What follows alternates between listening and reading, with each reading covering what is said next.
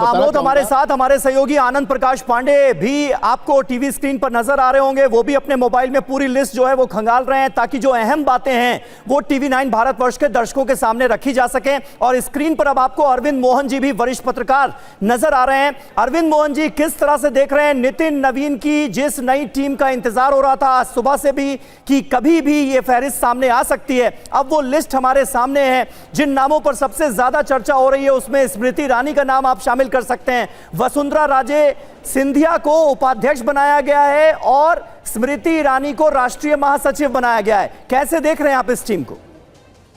मुझे असल में ये नितिन नवीन की टीम कब दिख रही है, बीजेपी की टीम दिखाई दे रही है ज्यादा। हाँ, इसमें नए होने से, नए उम्र होने से और नया अध्यक्ष होने से जो बदलाव उम्मीद की जा रही थी उस किस्म के बदलाव कम हैं। ऐसा नहीं है कि नहीं है, लेकिन कम है। असली चीज ये है कि बीजेपी है इसमें पूरी तरह से।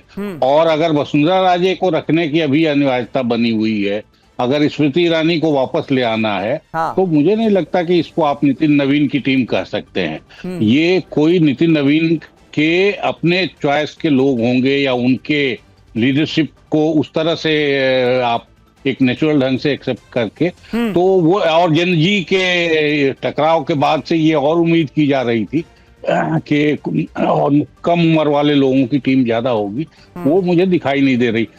इसको आप बीजेपी की नई टीम कर सकते हैं कि पुरानी सारे जनरल सेक्रेटरी सारे बदल गए 2 लोगों को छोड़ के, और फिर इस बीच जो जैसे बंगाल का एक्सपीरियंस है, असम का एक्सपीरियंस है, जहां लोगों ने काम किया है, जिन लोगों ने उनको रिवार्ड भी मिला है, लेकिन कुल मिला के सिर्फ रिवार्ड और नए लोगों की टीम नहीं है।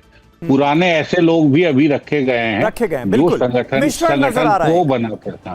और स्मृति ईरानी जैसे लोगों को वापस ले आने का मतलब है कि अभी भी बीजेपी को महिला लीडरशिप के मामले में दिक्कत हो रही है, और अगर स्मृति ईरानी आती हैं तो उनसे कितना फर्क पड़ेगा ये देखने की बात होगी। महिलाओं को राष्ट्रीय उपाध्यक्ष बनाया गया। देखिए, ये बहुत इंपॉर्टेंट बात है। अभी वही मैं गौर कर रहा था कि 13 कुल राष्ट्रीय उपाध्यक्ष बनाए गए हैं और इसमें 6 जो हैं वो महिलाएं हैं, तो ये भी अपने आप में एक इंपॉर्टेंट बात है। रामकृपाल सिंह जी भी हमारे साथ जुड़ गए हैं, वरिष्ठ पत्रकार। रामकृपाल जी, आपकी राय मैं लूं उससे पहले आनंद, क्या आप ये क्लियर कर सकते हैं अमित मालवीय का नाम कहीं पर है क्या? अमित मालवीय जो अभी बीजेपी की आईटी सेल को लीड कर रहे हैं, अमित मालवीय को कोई जिम्मेदारी दी गई है क्या इसमें नई टीम में नितिन नवीन की?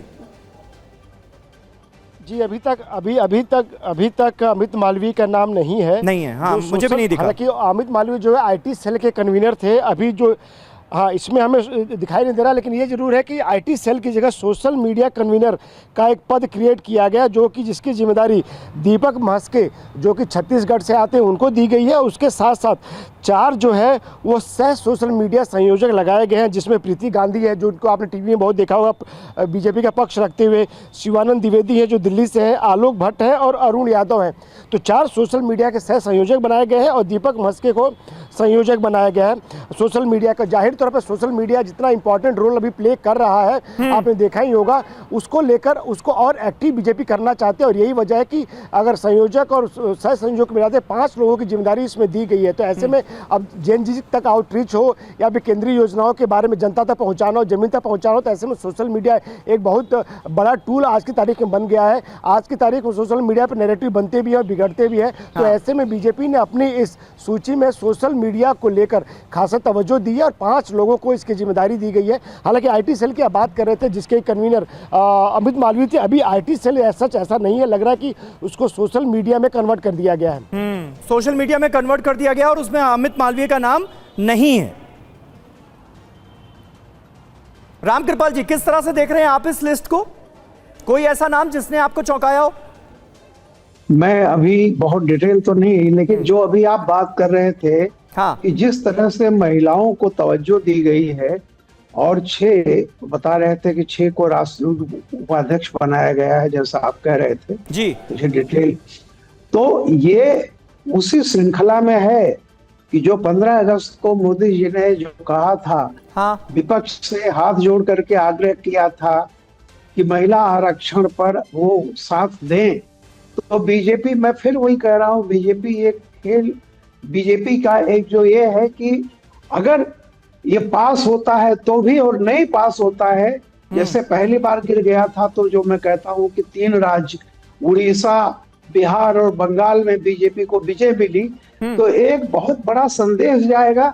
अगर महिलाओं को संगठन में उचित भागीदारी दी गई है तो इसका एक बहुत महत्वपूर्ण मतलब संदेश जाएगा। दूसरी बात, ये जो सोशल मीडिया बीजेपी की एक कमी रही है, निश्चित तौर पर ये तो आईटी सेल का नाम अगर बदल दिया गया तो बहुत ही अच्छा किया गया है, क्योंकि आईटी सेल को लेकर वैसे भी बहुत सवाल उठते थे। नहीं, देखिए आईटी सेल ये, आईटी सेल वो। आईटी सेल शब्द ही अजीब लगता है।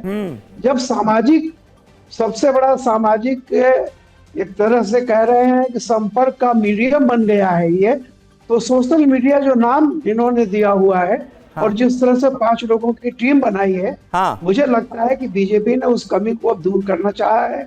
और जिस तरह तो अभी तक आपको कोई कमी नजर आती थी क्या? अभी तक देखिए अमित मालवीय लीड कर रहे थे, अब इसे आईटी सेल कह लीजिए। अगर मैं यहां पर एक अगर लगाऊंगा कि अभी तक ये बिल्कुल क्लियर नहीं है, लेकिन सोशल मीडिया संयोजक का एक पद नजर आ रहा है, दीपक महस्के को उसकी जिम्मेदारी दी गई है, छत्तीसगढ़ से आते हैं और उनके अंडर में 4 सह संयोजक बनाए गए हैं। सोशल मीडिया के 4 सह संयोजक बनाए गए हैं, जो काम अभी तक संजय मयूख के हवाले था।